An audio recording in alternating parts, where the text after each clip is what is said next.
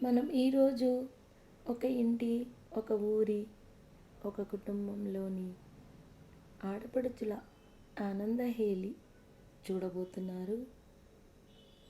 ఏంటంటే మన తెలంగాణలో మన హిందూ సాంప్రదాయం ప్రకారం ఒక వేదిక, ఒక శుభముహూర్తం, ఒక సమయంలో అందరూ కలిశారనుకోండి, వాళ్ళందరూ ఎంతో సంతోషంతో ఫొటోస్ దిగుతూ ఇలా ఆనందిస్తారు.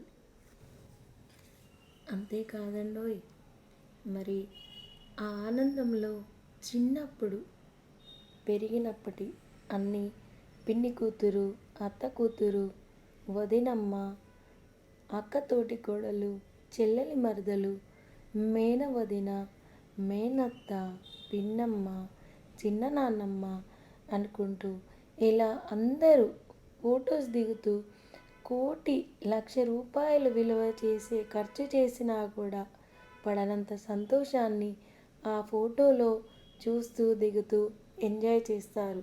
మరి ఇది ఎలా ఉంది?